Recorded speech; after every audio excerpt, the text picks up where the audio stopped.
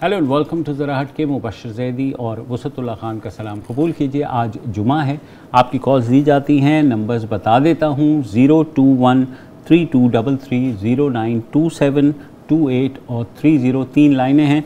जो भी बात करनी है, जिस मसले पर भी बात करनी है, हमारा प्लेटफॉर्म हाजिर है। मगर उससे पहले ये है कि आज आप जो भी कॉलर्स हैं या कॉल करने वाले हैं उन समेत मेरा ख़्याल है एक बात ध्यान से सुनने की है कि आज इंसानी आज़ा के अतिये का आलमी दिन मनाया जा रहा है। हम ये बात इसलिए कर रहे हैं कि एक इंसान अपने आज़ा का अतिया करके 8 दूसरे इंसानों की ज़िंदगी बचा सकता है। इस दिन की अहमियत क्या है, हम आपसे क्या एक्सपेक्ट करते हैं, जो ये काम कर रहे हैं वो क्या एक्सपेक्ट करते हैं, एक नट शेल में हम आपको सुनवा देते हैं। सिंध इंस्टीट्यूट ऑफ यूरोलॉजी का आपने नाम सुना होगा, SIUT।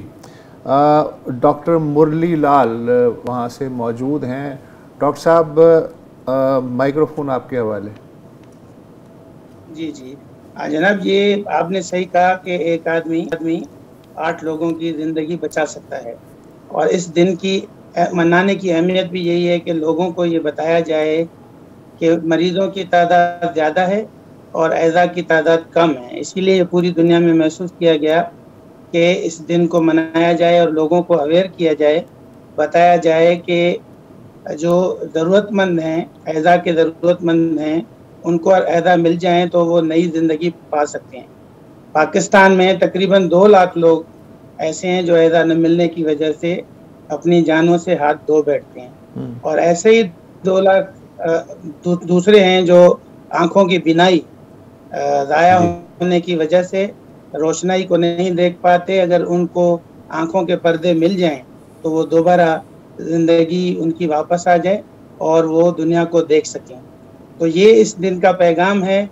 और मैं जो इधर हूँ और आपकी मेहरबानी कि आपने मुझे बोलने का मौका दिया, तो मैं लोगों को ये कहना चाह रहा हूँ कि पाकिस्तान वैसे तो तीसरा बड़ा मुल्क है डोनेशंस में, मदद करने में। हमने ज़ल्ज़ले में भी लोगों की मदद की, सैलाब में भी की, इस कोरोना में भी की। तो क्यों न इस चीज़ को भी सोचा जाए, इस तरफ भी सोचा जाए। आप देखें, अगर किसी का गुर्दा ख़राब है, उसको ख़ानदान में कोई गुर्दा देने वाला नहीं है, तो उसका कोई आसरा नहीं है सिवाय इसके कि उसको अतिया किया हुआ गुर्दा मिले। इस तरह जिगर के बीमार हैं, दिल के बीमार हैं और लबलबे और फेफड़ों के बीमार हैं। तो ये सारे ज़रूरतमंद हैं ऐज़ा के। और हम लोगों को आगे आना चाहिए, लोगों को आगे बढ़ना चाहिए। जैसे हम लोगों की मदद करते हैं और ये हमारे पास कल्चर है, लोगों के पास सोच है। अच्छा डॉक्टर साहब, मैं आपसे जानना चाहूँगी, अगर कोई आदमी जो है वो साइन करना चाहे कि जी उसके आज़ा उसके जाने के बाद या जाने के सूरत में काम आ जाएं किसी और इंसानों के, तो उसका तरीक़ेकार क्या है, वो कैसे ख़ुद को रजिस्टर करवा सकता है, क्या कर सकता है? जी सर, हमारी जो वेबसाइट है SIUT की, जी, उसी पे जाके वहाँ एक फॉर्म है वेबसाइट पे, अगर उसको भरा जाए तो ये भी एक तरीका है। SIUT में फ़ोन कर लिया जाए तो वहाँ से हेल्प हो जाती है और वहाँ से फॉर्म भरने की मदद हो जाती है और लोग भर लेते हैं। एक फ़ोन कर देंगे तो फॉर्म भेजा जाता है घर, और वो भर के भेज दें। तो 2-3 तरीके हैं फॉर्म भरने के, रजिस्टर करने के। और फिर SIUT से एक कार्ड आ जाएगा, डोनर कार्ड, जो जेब में रखना ज़रूरी है। और सबसे अहम और बात यह है कि जब हमने ये तय कर लिया कि हम अपने ऑर्गन अतिया करेंगे मौत के बाद, तो फिर हम अपनी फैमिली को भी बताएं, उनको भी ये बताएं ज़रूर कि हमारी ये ख्वाहिश है, हमारी ये वसीयत है, जो कि हमारे मरने के बाद पूरी की जाए। तो ये भी बहुत ही अहम है। बिल्कुल ज़ाहिर है। Thank you so much doctor Murali Lal sahab. उम्मीद है कि इस मुख्तसर वक्त में थोड़ी बहुत जो आगाही आपने दी, शायद उसका कुछ असर हो जाए हम पाकिस्तानियों पे। बहुत शुक्रिया आपका। अब आते हैं कॉलर्स की तरफ। पहले कॉलर हैं मुल्तान से उमर अहमद साहब। जी उमर भाई। अस्सलाम वालेकुम। वालेकुम अस्सलाम। जी, तो कैसे आप सब ठीक ठाक है? अल्लाह का शुक्र। आज 14 अगस्त आने वाली है और क्या कहते हैं, हम एक एज ए नेशन में सिर्फ एक छोटा सा पैगाम देना चाहता हूँ तमाम लोगों को जी और वो ये है कि I think it's high time that we should own our own country, because हम लोग अक्सर बैठते हैं चाय खानों में और दोस्तों और रिश्तेदारों में, और हम लोग हमेशा ये देखते हैं कि सब क्रिटिसाइज कर रहे होते हैं अपनी गवर्नमेंट को। मैं किसी की पॉलिटिकल पार्टी को सपोर्ट नहीं कर रहा। All I am saying is कि अब जैसा भी है ये हमारा घर है, the way we own our own house, अपनी बहन, अपने भाई, अपने वालिद। अब मिसाल के तौर पे एक वालिद है जो कुछ गलत हरकतें कर रहा है, या कुछ भाई है जो गलत आपकी ऐसी चीजें कर रहा है जो आपके लिए अच्छी नहीं, मगर हम उनको ओन करते हैं, अपने घर की बातों को बाहर नहीं करते। सो आई थिंक मैं एक पैगाम देना चाहता हूँ to all the people of Pakistan that it is high time that you should own your own nation and stop criticising your own PM और this government. Let's collectively work together so that we can improve our economy and we can head towards a better future for our country. बहुत अच्छा है, बहुत अच्छा ख्यालात हैं आपके। मेरा ख्याल है कि ध्यान देने की ज़रूरत है और बार बार इसकी तकरार की भी ज़रूरत है। 14 अगस्त की मुनासबत से जाहिर है बहुत अच्छा ख्याल। ताहिर हुसैन साहब हैं कराची से। अस्सलाम वालेकुम। वालेकुम अस्सलाम जनाब मुस्तफा खान साहब, मुबशर रफीक साहब। जी जी जी। आज पता चला कि मैं सारा दिन रेडियो और टीवी देखता रहता हूँ, सुनता रहता हूँ। आज पता चला कि आज ये इतना बड़ा दिन है। किसी चैनल ने, किसी मीडिया ने, किसी अखबार तक में नहीं आया है। यू मस्ट पेटेड, समझिए। बहुत यानी कि आप लोगों का बहुत बड़ा कारनामा है। ये कारनामा जो है ये इतना बड़ा है कि क्या कहा जाए। शुक्रिया। ठीक है सर, बहुत शुक्रिया, बहुत शुक्रिया। कामरान अली हैं नवाबशाह से। कामरान भाई कैसे हैं? अल्हम्दुलिल्लाह सर। जी यही तो दोस्तों ले दे कि मेरा बिजनेस है, तुम ही कहो मैं क्यों इससे तोड़ दूं नाता, करूंगा क्या जो करप्शन भी छोड़ दी मैंने, मुझे तो और कोई काम भी नहीं आता। वाह वाह, क्या बात सर। ये जश्न आजादी मना रहे हम 74वां, हमें महंगाई और लोड शेडिंग से कब आजादी मिलेगी? मुश्किल सवाल है, लेकिन फ़िलहाल जो है कोई ऐसी सूरत नज़र नहीं आती। महंगाई में कुछ कमी ज़रूर आ रही है, आहिस्ता आहिस्ता बतदरीज ही आएगी।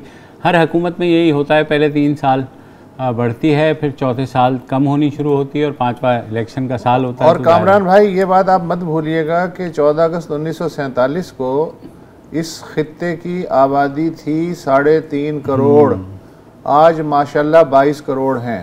तो जिस रफ्तार से तरक्की हो रही है उससे दुगनी रफ्तार से आबादी बढ़ रही है, तो इसके लिए तो बहुत ही बड़े वसाइल चाहिए।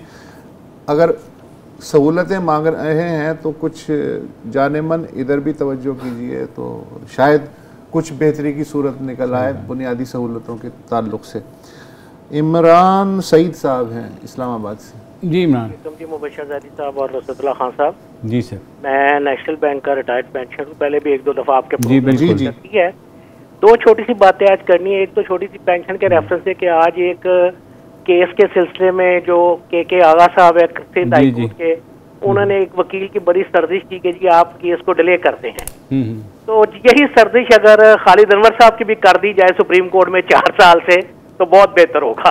ठीक है, तो मैं कोशिश करता हूँ कि आपके, हम बल्कि कोशिश कर ही रहे हैं हम भी 4 साल से कि किसी तरीके से ये लग जाए। सुप्रीम कोर्ट जितना भी है खालिद अनवर साहब के मुकाबले में वो, हाँ जाहिर है वो सबके तो आ जाते होंगे कमरा अदालत में, तो उनसे क्या कहेंगे। हमायूं ज़मान है कतर से। जी हमायूं भाई। हेलो जी सर। आपकी आवाज़ जो इको आ रही है उसमें आवाज़ गालिबन या तो अपना लाइव यूट्यूब लिंक खोला हुआ है या टेलीविज़न है, तो अगर उसकी आवाज़ बंद कर दें तो हम आपको बेहतर सुन सकेंगे। जी बिल्कुल आ रही है, बस फरमाइए। मैंने कही 14 अगस्त मुबारक हो आप सबको। आपको भी बहुत। जी बस मैंने सिर्फ इसलिए फ़ोन किया था कि एक तो मुझे ये कहना था कि इस वक्त मुझे ऐसा लगता है 5 कैटेगरी और बाकी हमारे और कि बंदा एक ही है और घिरा है हर तरफ, चाहे मीडिया हो, चाहे पॉलिटिकल पार्टी हो, कोई बंदा हो, वो अकेला बंदा खड़ा है और एवरीबडी अराउंड है। तो ऐसा क्यों फीलिंग आती है?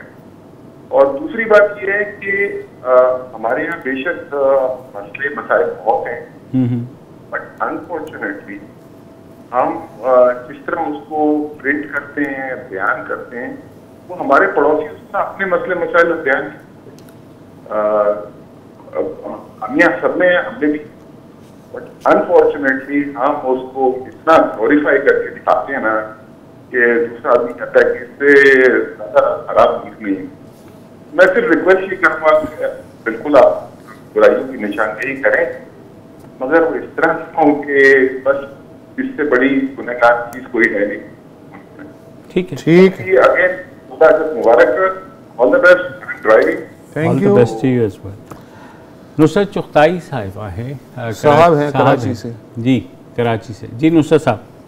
अस्सलाम वालेकुम। वालेकुम अस्सलाम। जी मुबशिर साहब, सबसे पहले तो बहुत बहुत शुक्रिया, आपसे बात हो रही है हमारी। जी सर। अच्छा, इसमें हमारी रिक्वेस्ट ये है कि आप क्या अदालत से रिक्वेस्ट कर सकते हैं या फिर हाई कोर्ट से कि 4.5 साल से और 4 साल से लोगों के केसेस लेकर बैठेंगे और उस पर कोई डिस्कशन नहीं, जैसे इवन 8 महीने से पैसा रिजर्व किया हुआ है और उसका जवाब नहीं देते, तो ये कैसे होंगे यहाँ के कोर्ट से मसाइल लोगों के हल? जी, ये बहुत बड़ा मसला है नुसरत साहब, और बारहा हम जब ऐसी कॉल आती है तो हम गुजारिश ही कर सकते हैं सुप्रीम कोर्ट से भी या हाई कोर्ट से भी कि प्लीज़ स्पीडी डिस्पोजल जो है किस केसेस का वो ज़रूरी है। इतनी पेंडेंसी हो जाती है चीज़ों की, और उसमें ज़ाहिर है वकीलों का भी इंटरेस्ट होता है कि जितना लंबा खिंचेगा केस उतना ही माल भी बनेगा, उतना ही जो है एडवांटेज भी मिलेगा उस पार्टी को जिसके पास माल ज़्यादा है। मगर कोर्ट्स को कम से कम इस चीज़ को देखना चाहिए, पेंशनर्स का ख़ास तौर पर। अगेन बहुत बड़ा मसला है, रिव्यू पटिशन फंसी हुई है, और वो रिव्यू ही, हालांकि वो मेरे ख़्याल में 5 से 10 मिनट की मार होती है रिव्यू पटिशन, लेकिन वो 4 साल हो गए। तो क्या कह सकते हैं, दुआ ही कर सकते हैं कि चीफ जस्टिस ऑफ पाकिस्तान जल्दी उस चीज़ को उठाएं। इसको हम जुल्म कह सकते हैं? सर, जुल्म बिल्कुल, इंसाफ अगर माशरे में नहीं है तो जाहिर है माशरे के अंदर बाकी जुल्म बढ़ेगा। मतलब इंसाफ की वजह से जुल्म डिलीवर हो जुल्म है, बिल्कुल। मुमताज़ अहमद हैं कराची से। जी मुमताज़ साहब। अस्सलाम वालेकुम। वालेकुम अस्सलाम। अच्छा सर जी, मैं थोड़ा सा उस पर आऊँगा कि ये इमरान खान हमारे जो मुल्क के वजीर आजम है, मदीने की रियासत की बात करते हैं। मैंने वोट नहीं दिया उनको, लेकिन ईमानदारी की बात बता रहा हूँ, दिल से मेरी बड़ी ख्वाहिश थी कि ये कुछ काम करके दिखाएं, और ये बड़ा अच्छा होता है कि हमारे मुल्क के लिए काम करते हैं और कोशिश भी कर रहे हैं। वो ऐसा नहीं कि कोशिश नहीं कर रहे, लेकिन असल मसला ये है कि गरीब जो है वो गरीब से गरीब तर हो जा रहा है। मिसाल के तौर पे किसी के पास 5 लाख रुपए हैं, 5 से 6 लाख होते हैं, किसी के पास 10 करोड़ होते हैं, पैसे से पैसा बना रहा है। अब गरीब है बेचारा, वो ठेले लगाता है, कोरोना हो गया जिसकी वजह से माशी मुश्किलात का शिकार है, लोगों के घरों में चूल्हे नहीं जल रहे हैं, दूध दलिया नहीं है। मेरे वालिद साहब 46 में आए थे जब पाकिस्तान बना भी नहीं था। मेरे तमाम पूरा खानदान इंडिया के अंदर है। मेरे अपने सगे चचा MNA रह चुके हैं कांग्रेस में, लेकिन वो पाकिस्तान, मेरे वालिद साहब आए पाकिस्तान के लिए और मुस्लिम लीग में शामिल हुए।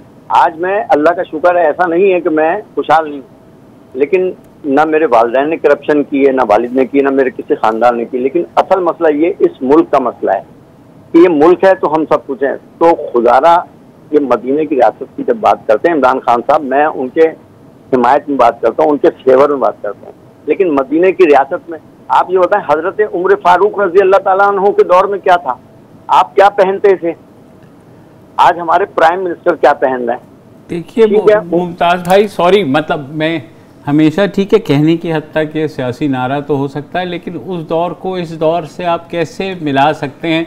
चाहे कोई भी उठ के कोई भी इस वक्त दावा कर दे, तो जाहिर है वो दौर जो था वो दावों पे संजीदा मत हुआ। अब तो माशाल्लाह उम्र रसीदा है, आपने दुनिया देखी है और आपका बैकग्राउंड भी माशाल्लाह आपने बता दिया। इतने सीरियस ना हुआ करें, दावों को बस ऐसे ही लिया करें, ताकि कम से कम आपका तो खून ना जले ना। एक ब्रेक ले लें।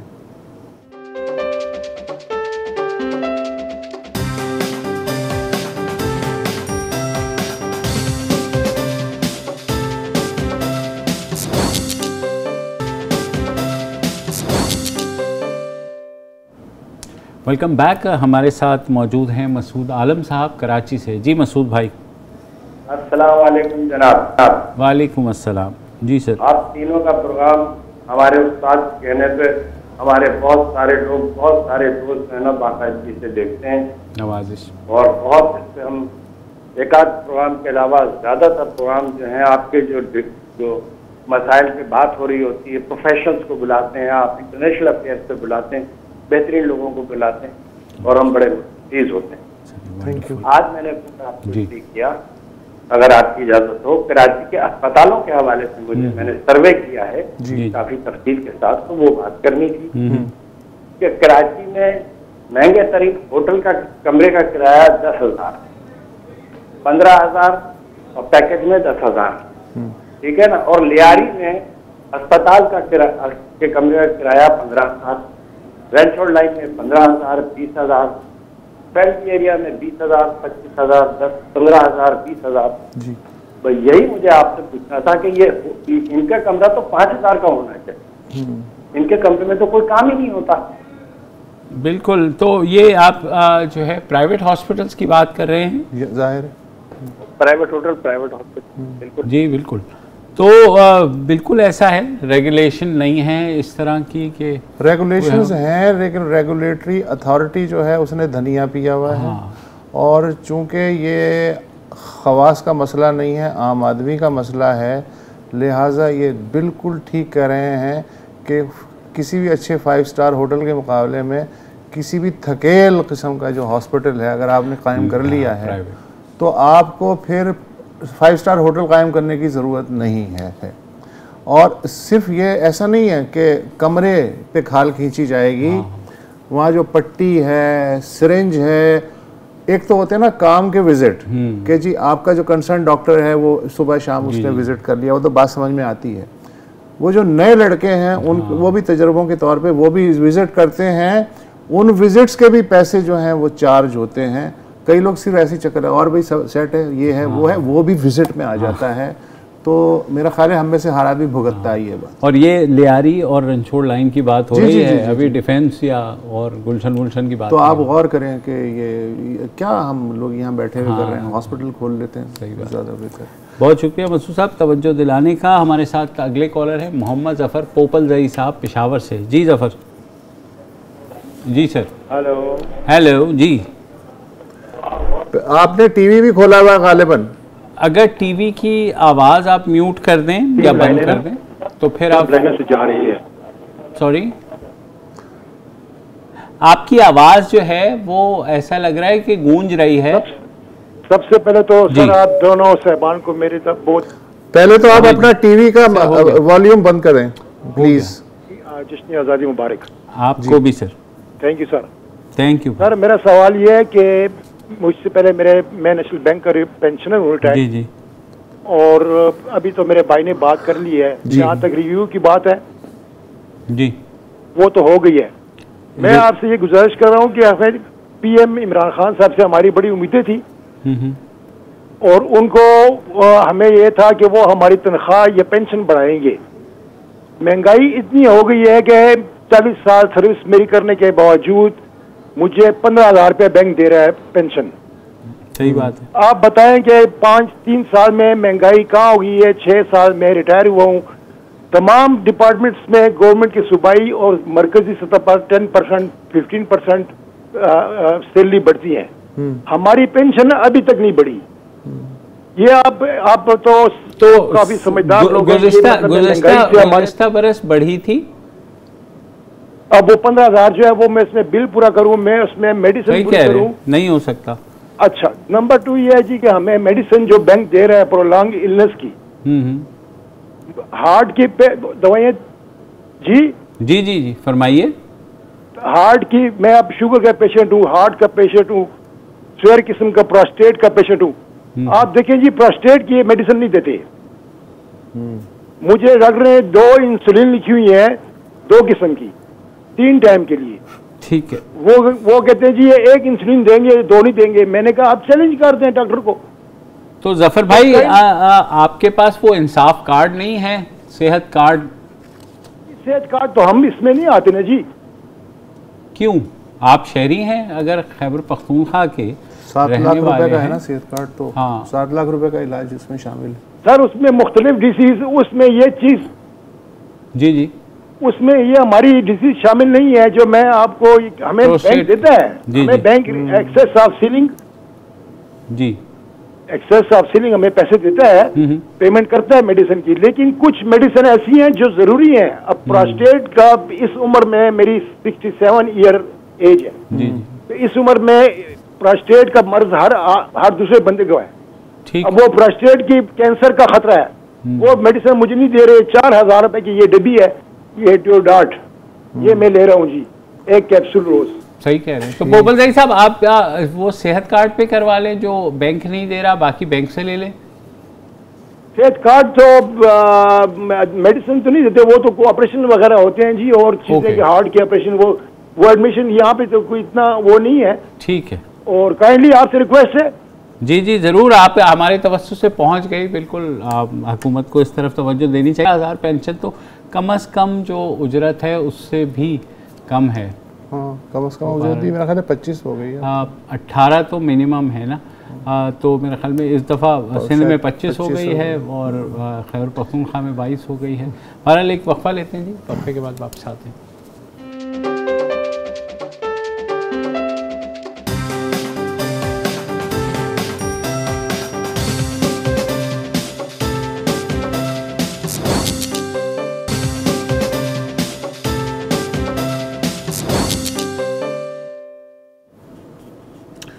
Welcome back.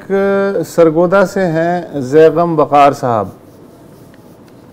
जी भाई। सर भाई साहब, सर मैं फेडरल पब्लिक सर्विस कमीशन के हवाले से बात करना चाहूँगा कि ये एक बड़ा अच्छा और बड़ा इंटेग्रिटी वाला इदारा है, लेकिन ये एक इश्तिहार को जब छापता है उससे ये फाइनल रिकमेंडेशन लिस्ट लगाने में तकरीबन रफली 2 साल का टाइम लगाते हैं जी। तो जब सारा सिस्टम कंप्यूटराइज्ड है, आप ऑनलाइन अप्लाई करते हैं और उसके बाद जब हम टेस्ट होता है उसको हम OMR शीट पे फिल करते हैं जिसको मशीनों ने चेक करना होता है, और रिपोर्टेडली जो मशीनों की कैपेसिटी है वो हज़ारों के हिसाब से पेपर एक दिन में चेक कर सकते हैं, और इंटरव्यू 3-4 दिन में मुकम्मल होता है। तो ये 2 साल के जो 700 दिनों में से बाकी मतलब जो 650 या 60 दिन है उसके हवाले से मैं पूछना चाहूँगा कि मतलब उसमें क्या पेशरफ्त हो रही होती है, क्योंकि Punjab public service commission on the other hand sir ये तो 2-3 महीने के अंदर सेम अमाउंट ऑफ कैंडिडेट्स का जो है वो तकरीबन उसको मुकम्मल कर देता है। तो इस हवाले से सर मैं थोड़ी तवज्जो देना चाहूँगा इसके हवाले से। अच्छा, ऐसा है कि बिल्कुल आपकी बात ठीक है, और कि फेडरल पब्लिक सर्विस कमीशन इतना ज़्यादा टाइम लेता है, लेकिन हो सकता है कोविड की वजह से अब सब चीज़ें ऑनलाइन आ गई हों तो शायद स्पीड अप हो जाए। आई डोंट नो, अगर पंजाब पब्लिक सर्विस कमीशन या for that matter Sindh public service commission जो है विद इन 6 मंथ्स ये सारी चीज़ें कर लेते हैं तो रिक्वायरमेंट के हिसाब भी होता है कुछ, और कुछ उन्होंने अपना चक्कर भी चलाना होता है बीच में। हाँ, अगर वो जो भी है क्लियर हो जाए तो फिर जाहिर है कि उन्हें जिम्मेदारी भी देनी पड़ेगी, तो जिम्मेदारियां इतनी जल्दी तो निकलती नहीं हैं। तो फिर आप कहेंगे जी कि अब तो हमने क्लियर भी कर लिया, उन्होंने भी पास कर दिया है, उसके बावजूद हमारी तैनाती अल्तवा में पड़ गई, तो ये भी लेकिन ये कि FPSC तो मेरे ख्याल में इश्तिहार देगा तो जाहिर है रिक्वायर्ड पोस्ट के लिए ही देगा। हाँ, लेकिन फिर भी आपको पता ही है ना। सही बात है। यहाँ तो ये भी हुआ है कि 2 साल सिंध पब्लिक सर्विस कमीशन के इम्तिहानात हुए, कैंडिडेट जो हैं वो क्लियर कर गए। 2 साल से बैठे हुए थे, कोर्ट ने कहा जी दोबारा इम्तिहान होगा। ये भी होता है। ज़ीशान इकबाल हैं हैदराबाद से। जी ज़ीशान साहब। अस्सलाम वालेकुम सर। वालेकुम अस्सलाम। सबसे पहले मैं पूरी कौम को और जो भी आपको देख रहे हैं सुन रहे हैं उनको मैं 14 अगस्त के हवाले से मुबारकबाद देना चाहता हूँ। जी जी बिल्कुल। मेरा मसला मैं अपना मसला तो बयान नहीं करूंगा, बल्कि मैं एक इंडस्ट्री से ताल्लुक रखता हूं जिसका नाम है शादी इंडस्ट्री या हॉल इंडस्ट्री। जी। मैं ना इंसाफ की मतलब किसी से मैं बोलूंगा कि रिक्वेस्ट करूंगा, ना पानी के हवाले से करूंगा, ना बिजली के हवाले से करूंगा, ना सेहत के हवाले से करूंगा, क्योंकि अल्हम्दुलिल्लाह मुझे ये बता पर भाई आपका मसला क्या है शादी इंडस्ट्री के हवाले से? हेलो जी। ये है कि ये जो कोरोना की उसमें है जी, इस इंडस्ट्री को बिल्कुल मतलब दीवार से लगा दिया गया है। SOPs के थ्रू भी इसको इंडस्ट्री को काम नहीं करने दिया जा रहा है। उसकी वजह मैं जानना चाहता हूँ। SOPs फॉलो कहाँ होते हैं? किस शादी हाल में SOPs फॉलो होते हैं? मैंने तो नहीं देखा। और मैं नहीं चाहता कि आपका कीमती टाइम ज़ाया करूं, क्योंकि अगर SOPs की बात करेंगे, जो नहीं करता आप उसको बैन करें, उसको सील करें। अच्छा, मैं तो अब तक जितनी भी शादियों में गया हूँ, जिशान भाई देखिए, SOPs फॉलो हो नहीं सकते। वजह यह है कि जैसे ही खाना खुलता है तो सबसे पहले जो चीज साइड पे रखी जाती है वो SOPs होते हैं। तो लिहाजा खाने के बाद गले मिलना भी जरूरी है। हाँ, गले मिलना भी जरूरी है। फिर खाने के लिए आपको मास्क भी नीचे करना है। तो यहाँ कुछ चीज़ें हैं, मैं बिल्कुल कतई आपके जो मसाइल हैं बिल्कुल सही है। बहुत ज़्यादा नुकसान हुआ है, लेकिन मेरे ख्याल में ओवरऑल भी देखिए तो जो लॉकडाउन्स लगे हैं बाकी सनतों को भी बहुत नुकसान पहुंचा है। इवन बाज़ारों को आप देख लीजिए, वहाँ पर भी मसाइल है, लेकिन उसमें ना हुकूमत का कसूर है और ना किसी और का, बल्कि इस बीमारी का कसूर है। तो अब दुआ करें जिस तरह मेरे ख्याल में हमने कोरोना से निकले हैं, बाकी वेव से, इस वेव से भी निकल जाएंगे। बाकी ज़िंदगी पड़ी है, इंडस्ट्रीज़ भी चलेंगी और बाज़ार भी चलेंगे। डॉक्टर शाहीना तरीन हैं डेरा गाजी खान से। डॉक्टर शाहीना करीम जी। शाहीना साहिबा कैसी हैं? जी अल्हम्दुलिल्लाह, थैंक यू जी। बहुत मुबारक आपको और आपके व्यूअर्स को जश्न आज़ादी की। Thank you. सर मैं ये कहना चाहती हूँ कि हम लोग फायर फाइटिंग पे लगे होते हैं, हम शाखें तराशते हैं प्रॉब्लम्स की, बट हम रूट कॉजेज को ट्रीट नहीं कर रहे। कैरेक्टर बिल्डिंग ऑफ नेशन पे काम जो एक ऑर्गेनाइज्ड, सीरियस एंड कंटिन्यूअस होना चाहिए था, वो कहीं भी नजर नहीं आता। यानी हमें कॉलेजेस में, यूनिवर्सिटीज में, इवन हुकूमती भी ऐवानों में। तो मैं चूंकि MPA भी हूँ और मैं कोशिश कर रही हूँ कि मैं पंजाब में कैरेक्टर बिल्डिंग का प्रोग्राम सरकारी लेवल पे लेकर आऊँ, बट मुझे अफसोस होता है कि मीडिया जो है वो उसको बिल्कुल उसको कोई वेट नहीं दे रहा, या उसको हाईलाइट नहीं करता। वो लड़ाइयाँ तो दिखाते हैं पॉलिटिशियंस की, बट जो कोई सीरियस एफर्ट जो रूट कॉजेज को ठीक करने की है, उस पर उसका कोई रोल नजर नहीं आता। तो मैं चाहती हूँ कौम और पूरे जो इंटेलेक्चुअल्स हैं और मीडिया, वो इसको देखे। अगर हम ये नहीं करेंगे तो हम 100 साल भी लगे रहे, हम शाखें काटेंगे मसाइल की, 4 काटेंगे 8 उगाएंगे, 8 काटेंगे 16 बन जाएंगे। बिल्कुल सही है, आपका तज्जिया बिल्कुल सही है, मगर उसका तरीका यह है कि वो चीज़ मान में लेकर के आएँ, चाहे प्राइवेट मेंबर्स बिल की सूरत में या कानून साजी के लिए अगर आप पुश करेंगी तो मीडिया भी उस चीज़ को पिकअप करेगा। देखिए मसला ये है कि हमारे पास, सबके पास कोई ना कोई सलूशन मौजूद है, लेकिन वो सलूशन कितना एप्लीकेबल है और कितना वो स्पेसिफिकली ट्रीट कर रहा है। And I am not casting any doubt on your capabilities. आप बिल्कुल MPA है, तो जाहिर है आपने कुछ सोच के ये किया होगा। तो बेहतर तरीका ये है कि आप एक प्राइवेट मेंबर बिल लेकर के आइए और उसको मीडिया को आगाह कीजिए, तो यकीनन मीडिया इसकी तरफ तवज्जो देगा। एक वक्फा ले लेते हैं।